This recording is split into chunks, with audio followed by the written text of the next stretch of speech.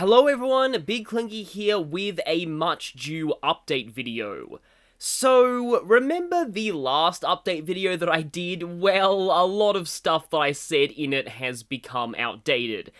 I was gonna make a video on this earlier, but in the end, I decided to wait until Sky the Third was over, because I didn't want to steal that series' thunder so close to the end. And I'm honestly glad that I waited until now, because it's given me time to think about things and not have as much of a knee-jerk reaction to what happened. So let's launch into part 1 of this video, the Advance Wars delay. Firstly, I want to give my thoughts on the delay itself, because at the time, most opinions online I've seen both for and against this decision were made by people who had no intention of buying the game anyway. I wanted to get my opinion out there as a very, very hardcore fan of the series. I fully understand why Nintendo did this, and honestly, if I was Nintendo, I probably would have done the same thing. At the same time, it's also very sad for me because Advance Wars was dead for so long. Nobody ever thought Nintendo would give this series a chance again. And that announcement of the remake last year, when I saw that trailer in my feed, I thought I was dreaming. To me, this was as if F-Zero was getting a new game. Now imagine how F-Zero fans would feel if that happened, and then the game got delayed or cancelled. As you can easily tell by my previous update video, I was incredibly hyped for this game. I had spent the entire first quarter of 2022 replaying the older games in the series. I played the entire campaign of Dual Strike on an emulator, then bought a DS copy and played the entire campaign again. I even replayed the first 2 games and Days of Ruin. That ranking video on my channel, most of the footage there just comes from me replaying the Advance Wars games for my own enjoyment. At the same time, I was also incredibly excited to start uploading footage of the game on YouTube. For one, I felt that I could help promote the game a bit because it's still a little obscure in the broader Nintendo consciousness, and I also felt that I was one of the few YouTubers who was being mostly positive on the game. I've noticed a lot of big-name Advance Wars fans were actually very mixed, leaning negative on the remake, so I was hoping to get some more positive opinions out there. But, moreover, I just really love Advance Wars, and I was so excited to just gush about the series. And so after all that, when the delay was announced, even though I saw it coming, this image I just quickly whipped up sums up my thoughts. But it's only in the weeks following that delay that I started to realize something. I think I got too hyped about this game. Let me give some context. 2021 was not a great year for me, and the start of 2022 felt even worse. The direct that showed off Reboot Camp and Xenoblade 3 was the one bright spot I had had in a long time, as not only was the remake of a game I loved coming, but it was a turn-based strategy game I could upload to my channel at a time when I was starting to fall off of Fire Emblem. I latched onto this game as almost the key to my happiness. I just have to wait until April 8th. Once this game comes out, then everything will magically be better. As you would expect, when the delay hit, I crashed hard. My plans for the channel were thrown into disarray, the game I'd been anticipating the most in maybe a decade was gone, and not just that, it had now been intrinsically linked to a real-life event that had given me soul-crushing depression. But given a few weeks after the delay to calm down, I begun to realize that I had put this game on a pedestal to a very, very unhealthy degree. That mentality wasn't doing me any good, and it needed to stop. And once I did, I started to appreciate other things more, and move on to a more balanced outlook of having multiple things to give me value, both on the channel and in real life, rather than putting all my eggs in one basket. And that leads me to the second part of this video. Rest assured, I don't have as negative of a view on my channel as I used to. Honestly, I think it was just tied to my mental state, and now that's a lot better, I'm starting to see things in a much better light. In particular, and you may have heard this during the last parts of Sky the Third, I was very concerned that most people here just didn't want to see Trails. And because of that, I felt very hesitant to continue with the series after Sky the Third. I wanted to at least finish that since that concludes the Sky arc, and it's my favourite game in the Trails series, and one that means a lot to me. But when I uploaded the last video, I was surprised to see a lot of heartfelt comments telling me how much the Trails series meant to them and how they only discovered it through my videos. Those comments made me realize doing Trails was worthwhile in the end, and because of that, I'm definitely leaning towards doing a first-time run of Trails from Zero when that releases in September. I'm still not sure about the Cold Steel arc. I said this the last time, it's because while I really like CS 1 and 2, I'm not as big a fan of 3 and 4, especially 3. In fact, I've recently come to realize that I outright hate Cold Steel 3, and that's not a very common opinion in the fandom. So I'm not really sure about committing myself to such long games that I don't really enjoy just to show the full story.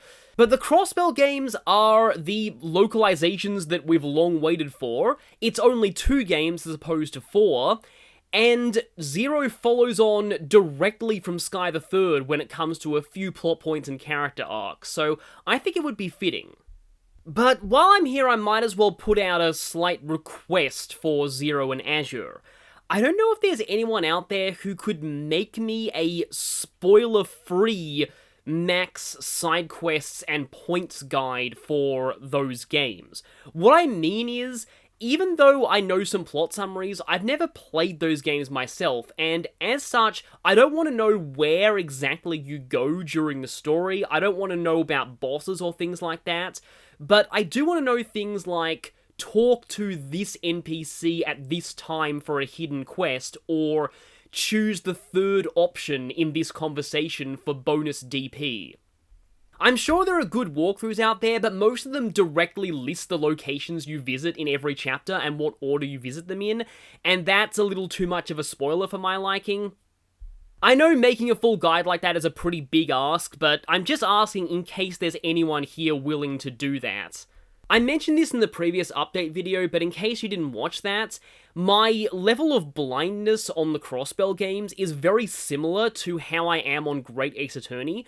I have read plot summaries, I've seen some isolated bits of Japanese footage of major moments, and some footage from old fan translations, but I've never physically played the games myself, and a lot of it I still don't know in its full context. So I would like to be able to react to some things live as I see them. But at the same time, I also don't want to miss any side quests or points, because when I play a game, I want to see everything there is to offer in that game. Although I've heard there are a few side quests in Azure that are New Game Plus exclusive, and I think there's also a dungeon in Azure that requires like a New Game Plus save transfer from Zero, or like Zero has a New Game Plus exclusive dungeon. Pretty much any New Game Plus exclusive content I probably won't be doing, but everything else I'd like to cover.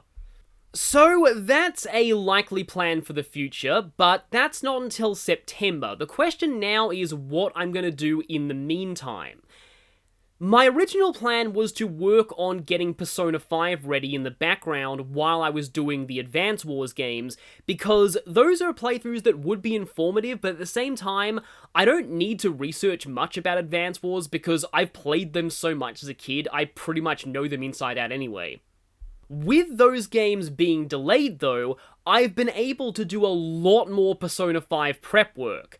Right now, my test playthrough is in late August, just after the 4th dungeon, and I've been working on some prototypes for bios as well as gathering bonus footage from the romance routes that I won't be showing. You've even seen a sneak preview of said bonus footage, in that Persona 5 has a very little known mechanic where some confidants can actually reject your romance if you don't have particular flags. Also, unlike my Persona 4 playthrough, this time I am recording the missed deadline bad endings in advance. I've also started to work on prototypes for bios, and I want to show off a few of those now and get feedback, because I like to wait until I've committed to one before I make the rest, because that way I can just reuse the first as a template for all of them. I've got 4 versions of the party member persona bios. Here is the first one I made. This one has the text quite visible, but at the same time it blocks out a lot of the background this way. So, here is an alternative version I made that has the background of the skill menus transparent, along with the skills being color-coded the same way they are in the game for physical and magical.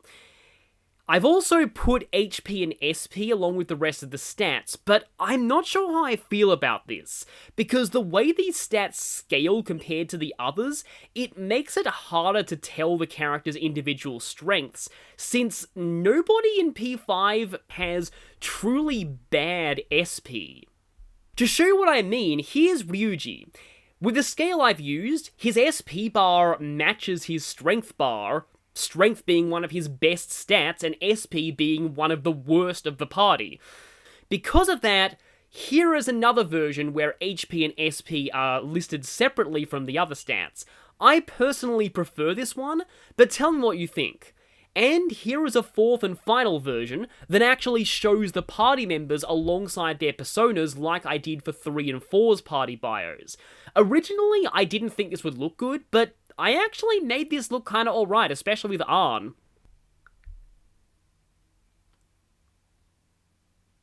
Now that I've shown those, here is a mock-up for the general persona bios that I'll be using for the ultimate personas.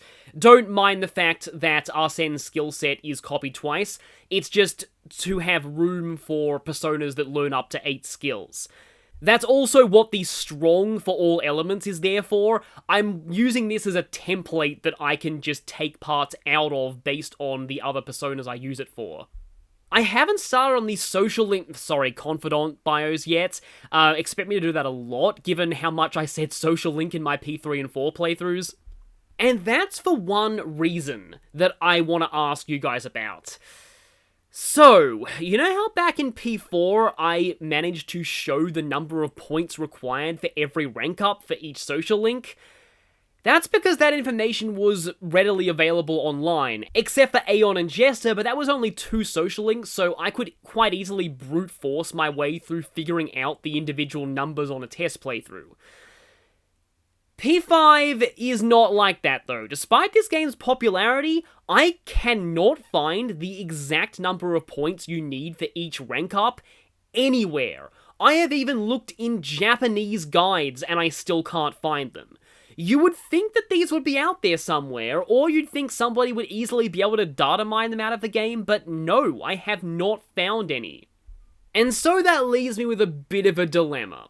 Throughout my test run, I have been keeping track of approximately how many points are required for each rank up, but I only started a little later in, and narrowing down the exact values would take a lot of savory load testing. And I'll be honest, I'm not really sure it's going to be worth it in the end, because I think there's a reason why this isn't documented for P5. It's because, especially in Royal with the new phone conversations, nearly every confidant ranks up every time without holdover periods, and the few that do, you can just use the Fortune Confidant's affinity reading to make up the extra points. This would be a lot of work for something that was probably not necessary, but at the same time, I would love to have this information actually out there somewhere. I'm leaning towards not, though, given the sheer amount of information I'm going to have to put into the Confidant bios anyway. They have gameplay benefits, which I want to show for both Vanilla and for Royal, because some of them are significantly different. Many of them require fighting side quest bosses, plus a lot of the Confidants in P5 just have weird quirks in general. A quick question I want to throw to you. For those not familiar with P5 Royal, every ultimate persona unlocked for maxing a Confidant has its own special trait. This trait can be passed down to other personas through fusion, so maxing the Confidant is heavily about unlocking these traits in the first place. Many of them are insanely good, like the Magician and Hangman traits. So, should I show the traits unlocked in the Confidant bios, or should I leave that for the Ultimate Persona bios? I am personally leaning towards the Ultimate Persona bios just because it gives me more to talk about there, and it keeps some of the surprise. Regarding the Confidants though, I do want to mention something I actually did successfully find out in my test run. I'd heard in a lot of guides that Sojiro, Kawakami, and all of the Shujin student confidants get a multiplier to social link points depending on how well you do in your exams. I didn't believe this when I first read it, but in my test playthrough, I followed a guide exactly, and both Arn and Kawakami ranked up earlier than the guide said they would, which leads me to believe that the exam bonus is real. And this isn't one fixed increase like it is in Persona 4. You actually get a 1.3 to 1.5 times multiplier on points for all your interactions with these confidants until the next exam period. Another thing I want to talk about regarding my P5 playthrough is DLC. I don't plan on using any of the DLC personas and items during my main run of the game, because a lot of them are very overpowered, and I feel like that isn't fair, since there's something that many players won't have access to or won't want to pay extra money for. It's how I handled the Fire Emblem Awakening playthrough, restricting myself to the content the main game gave me, unless I was explicitly showing off DLC levels or bosses. So that's how I plan to handle things here. I do plan on showing the 2 special DLC fights for obvious reasons, and I'll be giving bios for the DLC personas just to show them off for people who might want to buy them, but I don't want to be using them during the main game. There is a slight problem with this though. So in Royal, all the DLC from the vanilla game is free in the non-Japanese versions.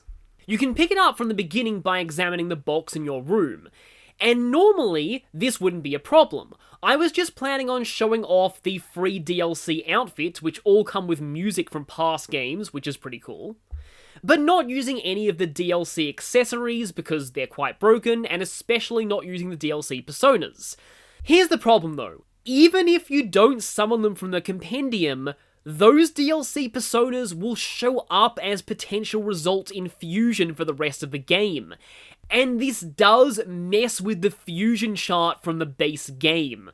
And because the Strength Confidant requires specific fusions that I would like for people to be able to follow along with, I have to decide between either not having the free DLC costumes at all, or having the fusion chart messed up. So I don't know if anyone has any opinions on which they'd prefer. But that's the last thing I wanted to talk about for P5, which guide I'll be using. There's a lot of them out there, all with their pros and cons. Hurricane Haon, whose guide I use for my P4 playthrough, has one for P5. There's a translated Japanese guide, and there are 2 guides on game FAQs, one geared a little more towards battle, and the other, which is the one that I'm currently using for my test playthrough, and that is ACE, or All Confidant Events, which is exactly what it says on the tin. This guide basically accepts every Confidant Hangout invitation. These only happen on specific days, and all of them are unique. The reason why I like this guide is, part of why I play Persona games is to see every little interaction with all of the characters, and many of these special Confidant events are, again, one day only, totally unique, and really cool. Like, for example, hang out with Ryuji fishing on what turns out to be his birthday. Another bonus of this guide is it never requires reloading for social stat increases, which is very much to its benefit because some of the other P5 guides often require you to reload for both a crafting proficiency bonus and a chalk dodge, which have to happen in a row with no opportunity to save between. Whereas, if you're following a guide that doesn't require reloading, you don't need to get any of these random bonuses, but any you do get are a benefit. I remember the first time I followed this guide, I got lucky with a few of the bonuses, and some of the social stats maxed out earlier than the guide said they would, which gave me free time later.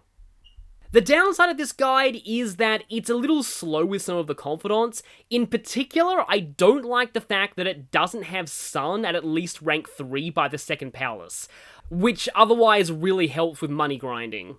Also, currently going through summer vacation, I have started to get a little bit fatigued of always having to accept the Yusuke and Ryuji home hangouts, which honestly aren't that interesting, and there's like 3 of them, maybe even 4 for Yusuke alone.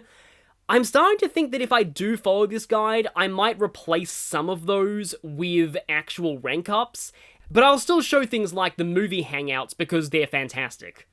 That's the thing with Persona 5. You really don't need to follow a guide, or if you do, there's a lot of room for improvising and going off script. In particular, if I do follow ACE, I will be going off script a little later to get charge on Yusuke and concentrate on Makoto from the jazz club. But it honestly fits with Persona 5's themes of freedom and rebellion that you don't have to feel constrained by guides. When it comes to Thieves' Den achievements, I am certainly not getting them all in my first playthrough because you can't 100% the compendium there anyway, but I am trying to unlock all the rewards in my current New Game Plus test playthrough, so I can show the reward for 100% Thieves' Den on that file. While I'm on that subject, something else that I want to ask you guys. I was thinking of making a new PlayStation profile for my recorded playthrough of P5R. If I do this, will I be able to unlock all the trophies again, and will the Thieves' Den be reset to its original state? Because if I use my main profile, Thieves' Den persists across all your save files, so I wouldn't be able to go over it much in the playthrough because it would be an endgame Thieves' Den, and of course, spoilers. But also, making a new profile wouldn't ruin my existing endgame Thieves' Den, right? I'm still not really familiar with how a lot of this works. Anyway, that's all I want to say on P5, but as you can tell, it's still not going to be ready for a little while. So what's going to happen between now and then? Well, originally I had about 10 ideas that I was going to put to an audience vote, but now I'm less sure about doing that. I created that poll back when I wasn't feeling good after the Advance Wars cancellation, and I was kind of desperate for things to do. But honestly, I think that between Final Fantasy XII post-game and some more Great Ace Attorney videos, when I'm able to record those, I probably have enough to cover things until P5 is ready. I also had the idea of maybe doing some compilation videos of all my bios for Tearing Saga and Persona 4. I could also do Final Fantasy 2 and 3 Pixel Remaster.